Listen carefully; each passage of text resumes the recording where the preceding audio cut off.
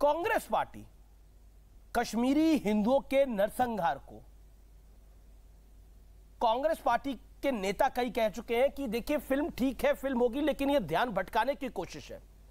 किस चीज से ध्यान भटकाने की कोशिश है? इस नरसंहार को अगर फिल्म इस पर बनाई गई है तो इसको लेकर कांग्रेस पार्टी क्यों इतनी टेंशन में है, अगर सब कुछ बीजेपी ने कराया हुआ है बीजेपी का? तो नहीं, मैं तो कहता हूं अग्निहोत्री साहब को बहुत अच्छी पिक्चर बनाई और 200-250 तो करिए टैक्स फ्री। तो फिर आप ही के राज्यों ने टैक्स फ्री नहीं किए? कश्मीरी फिर आपने तो बोला, फिर आप ही के राज्यों ने टैक्स फ्री नहीं किए? क्यों नहीं करी राजस्थान ने टैक्स फ्री? क्यों नहीं करी छत्तीसगढ़ ने टैक्स फ्री? मैं आपके शो में इस बात का वादा करता हूं, एक वादा अग्निहोत्री जी से करा दीजिए कि वो 200-250 करोड़ रुपए कश्मीरी पंडितों में बांट दे। कांग्रेस के सारे कांग्रेस शासित राज्य उसको टैक्स फ्री कर देंगे। दूसरी बड़ी बात मैं बताता हूं, सारे के गंजू, गिरजा, टिक्कू, रवि खन्ना, ये जहां भी बर्बरता पूर्वक हत्या हुई 25 जनवरी से लेकर मार्च अप्रैल तक भारतीय जनता पार्टी की साझा सरकार थी। मैं इसलिए कह रहा हूं कि मोदी सरकार ने अभी बताया, इन्होंने कहा हमने वेबसाइट एक निकाली है कि जो भी कश्मीरी पंडितों की संपत्तियां होगी आप रजिस्टर कीजिए, हम आपको वापिस कर देंगे। 8 साल में, और 8 साल के पहले की अभी फरवरी 2022 में इन्होंने सूचित किया लोकसभा में कि सिर्फ 610 मकानों को आइडेंटिफाई किया है। इनसे पूछा कि जब आर्टिकल 370 खत्म हुआ तो आप कह रहे थे 4 साल हो गए कि वहां पर हजारों लोग अपनी संपत्ति खरीद लेंगे, तो मोदी सरकार ने बताया एक पीस ऑफ लैंड भी कश्मीर घाटी में, एक सिंगल टुकड़ा भी किसी के द्वारा नहीं खरीदा गया। मोदी जी सच्चाई बताइए। कांग्रेस पार्टी ने 6000 में से 5442 घर बनाए। अच्छा, सच्चाई क्योंकि आप सच बोल रहे हैं। अबे दुबे थोड़ा वाणी को विराम दीजिए, क्योंकि आप सच बोल रहे हैं। ये सच बताइए कि राजीव जी और फारूक अब्दुल्ला दोनों मित्र थे कि नहीं थे? यासीन मलिक प्रधानमंत्री मनमोहन सिंह के साथ थे कि नहीं थे, जिन्होंने कश्मीरी हिंदुओं का जेनोसाइड किया? वो मनमोहन सिंह के साथ थे कि नहीं थे? ये सच है कि झूठ है? ये सच है कि सबसे पहले अटल बिहारी वाजपेयी जी ने इन सब लोगों को अधिकृत रूप से, इसमें यासीन मलिक है कि नहीं है? और 2000 यासीन मलिक था कि नहीं था? यासीन मलिक था अटल जी के साथ कि था? क्योंकि मैं तब रिपोर्टर था। यासीन मलिक अगर अटल जी के साथ था तो आप जो बोले मैं हारूं अभी यहां पर। यासीन मलिक था अटल जी के साथ? यासीन मलिक अटल बिहारी वाजपेयी के साथ था कि नहीं था? वो साझा सरकार थी, सबको पता है क्या? अरे पूरी हुर्रियत, यासीन मलिक था क्या अटल बिहारी वाजपेयी के साथ? मैं कहता हूँ वो तस्वीर दिखाए कांग्रेस पार्टी। यासीन मलिक क्या अटल बिहारी वाजपेयी के साथ था? देता हूं, सुनिए। यासीन मलिक किस पार्टी के सबसे सर्वोच्च नेता के साथ था? यासीन मलिक प्रधानमंत्री कार्यालय कैसे पहुंचा? इसका जवाब देना पड़ेगा। किसने पहुंचाया? किसने मदद करी? किसने अपॉइंटमेंट फिक्स करी? यासीन मलिक की डॉक्टर मनमोहन सिंह के साथ मीटिंग किसने फिक्स करी थी, जिसने कश्मीरी पंडितों का नरसंहार किया? यासीन मलिक को अटल जी की सरकार ने सन 2000 में रमजान के सीज फायर के बाद पाकिस्तान भेजा, पूरी हुर्रियत कॉन्फ्रेंस के सहित। यासीन मलिक से केसी पंत की कमेटी मिली, अरुण जेटली, राम जेठमलानी की कमेटी मिली, एनएन वोरा की कमेटी मिली, जो ठीक है। मेरी बात का जवाब नहीं दिया।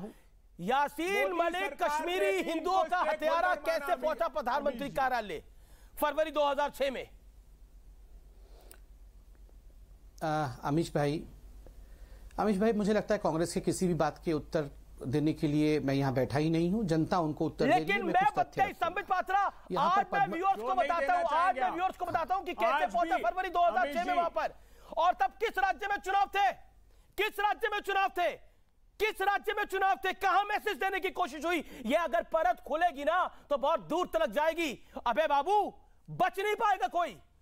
चेक करा लीजिएगा, जिस व्यक्ति ने मीटिंग फिक्स कराई थी वो कहां से था और किस राज्य से था? वो मंत्री भी रहा आपकी शासन में।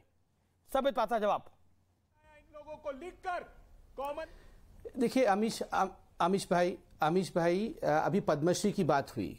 कांग्रेस के प्रवक्ता या किसी ने कहा कि विवेक अग्निहोत्री को पद्मश्री मिल जाएगा। जी, आयरॉनिकली आप याद करिए, एक ऐसे पत्रकार को पद्मश्री दिया गया उस समय जिस पत्रकार ने एक नैरेटिव को फैलाया, और वो नैरेटिव था ये 2% जो कश्मीरी हिंदू हैं, कश्मीरी पंडित है, इन्होंने सारे प्रोफेशन को और सारे सरकारी नौकरी को हथियार रखा था, इसलिए गुस्से से इनके ऊपर जो हुआ मुसलमानों ने किया, क्योंकि मुसलमान बेचारे थे, मुसलमान गरीब थे, और ये जो कश्मीरी पंडित थे इन्होंने उनकी नौकरी छीन ली थी, इस कारण से ये जीनोसाइड हुआ। उस पत्रकार को ये वही पत्रकार है जिसने बुरहान वानी को बेचारे हेडमास्टर के बेटे के रूप में भी प्रस्तुत करने की कोशिश की थी। आप सोचिए जरा, ये किन लोगों को पद्मश्री देते थे। और कश्मीरी पंडित 15% सरकारी नौकरी पर काबिज थे कश्मीर में। क्यों?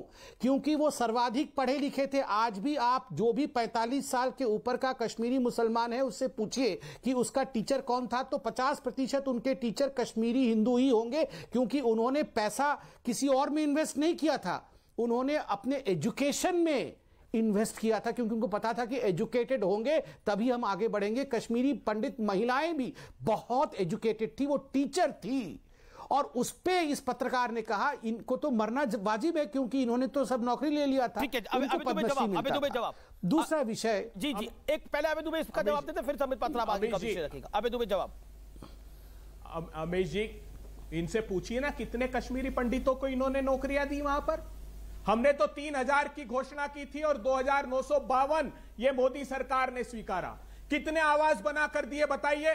हमने 5242 आवास बनाए, 5-5 लाख रुपए दिए। अभी इनकी पैनल ने बताया है कि जो इन्होंने घोषणा की थी उसके 17% सिर्फ मकान बनाए। इन्होंने 6000 की घोषणा की थी और 1024 मकान बनाए। अमित भाई, अब मैं जवाब देना चाहूंगा। बिल्कुल संबित पात्रा 10 सेकंड में जवाब दीजिएगा। अबे दुबे एक वाणी को विराम दीजिए। Audio down. अबे जी आप ही से सवाल पूछ रहा हूं, 20 सेकंड में छोटे से सवाल का जवाब दे दीजिए। आप मानते हैं कश्मीरी हिंदुओं के साथ तब 1990 में यह दर्दनाक हादसा हुआ था? हां, आपने क्योंकि माना। आप यह भी मानते हैं कि इसकी प्लानिंग बहुत समय से चल रही थी? उससे पहले राजीव जी की सरकार थी, फिर उससे पहले इंदिरा जी की सरकार थी। मैं ये जानना चाह रहा हूं, ये 10 साल के अंदर भी आपके शासन ने ऐसा क्यों कोई बड़ा कदम नहीं उठाया जिससे वहाबी सोच वहां पर खत्म हो? क्या फ्रेंडशिप ज्यादा जरूरी थी? मैं जानना चाह रहा हूं। फारूक अब्दुल्ला के साथ दोस्ती इतनी जरूरी थी कि उसकी कीमत कश्मीरी हिंदू चुकाए? अमीश देवगन जी, प्रमाण के साथ में बैठा हूं। कांग्रेस के शासन के कार्य में 10 साल में आतंकवाद मोदी सरकार और अटल जी की सरकार की सवाल पूछा उसका जवाब दीजिए। प्रतिशत था नागरिकों की हत्या। सुन लिया ना, गंभीर बात बता रहा हूं। कीमत कश्मीरी हिंदू का पलायन था? नहीं, ये मोदी जी और पीडीपी की जो कि वहाबी सोच बढ़ रही है उसका झूठ है। अरे तो केवी कृष्णराव जी को अगर नहीं हटाते थल सेना अध्यक्ष को भारतीय जनता पार्टी, अगर उनको नहीं हटाती तो वहां उन्होंने 93 में उसको संभाला। और आखिरी बात, जी को आस्तीन का साथ किया गया, वो भारती का बेटा जिसकी वजह से कश्मीरी हिंदू वहां बढ़ पाए। और जगमोहन, मैं बताता हूं, जगमोहन को किसने भेजा था सबसे पहले गवर्नर बनाकर? किसके शासन ने जगमोहन को पहले गवर्नर बना के भेजा था सबसे पहले? And Jagmohan was offered a ticket from Congress party, which he denied. जो जगमोहन ने डिनाई करा, आज किताब में लिखा, पढ़ लीजिए। नहीं बोला मोदी नहीं, देखिए जब हम बात कर रहे हैं। संबित पात्रा की बारी है। संबित पात्रा, संबित बिहार। अमीश भाई, इस पूरे का लब्बो-लुबाब एक ही है। ध्यान हम सबको एक ही शब्द पे देना है, वो है जिहाद, इस्लामिस्ट जिहाद। यहां कहा गया रात गई बात गई भूल जाइए। मुझे तो आश्चर्य हो रहा है ऐसे शब्दों का प्रयोग। ये हिंदू लाइव्स के प्रति इनका सम्मान है? रात गई बात गई, भूल जाओ टपलू को, भूल जाओ टिक्का को, भूल जाओ गंजू को, ये शब्द थे घृणक। हम भूल जाएं जिहाद है, और कल आप बंगाल में भी यही करें, कल बाकी राज्यों में यही करें। इतिहास को जो भूल जाता है वो इतिहास की गलतियों को दोबारा दोहराता है। दूसरी बड़ी बात आपने कहा, आस्तीन का सांप वो होते हैं। बिल्कुल सही। और आस्तीन का सांप कौन है मैं बताता हूं। आस्तीन का सांप वो लोग हैं जो अभी भी आपके शो में ये नहीं कह सकते हैं कि Jammu Kashmir is an integral part of India. आस्तीन का सांप वो लोग हैं जो अभी बुरहान वानी को आपके शो पे आतंकवादी नहीं कह सकते। जी, आस्तीन के सांप वो लोग हैं जो अभी आपके शो के ऊपर यासीन मलिक को आतंकवादी नहीं कह सकते। बहुत बहुत शुक्रिया संबित, मेरा समय खत्म हो रहा है। अबे दुबे, आपका भी बहुत बहुत शुक्रिया। आपको मैं छोड़ जाता हूं। आज का निष्कर्ष प्रसून जोशी देंगे।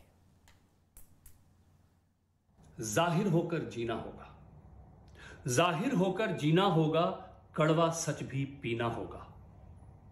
यह युग है सब कुछ कहने का, प्रत्यक्ष सामने रहने का, पूरा पूरा साबुत सच्चा, नहीं सत्य अधूरा सहने का। चलो उस कमरे में चलते हैं, चलो उस कमरे में चलते हैं जहां सुलग रहे हैं अंगारे। चलो धूल हटाने चलते हैं पूरे मन से मिलकर सारे। मनशा लेकर बाहर आओ, मनशा लेकर बाहर आओ, बारिश है सब धुल जाएगा। हम चाहेंगे तो एक रास्ता इन रस्तों से खुल जाएगा, लेकिन पूरा बहना होगा, लेकिन पूरा बहना होगा। जाहिर होकर जीना होगा, कड़वा सच भी पीना होगा।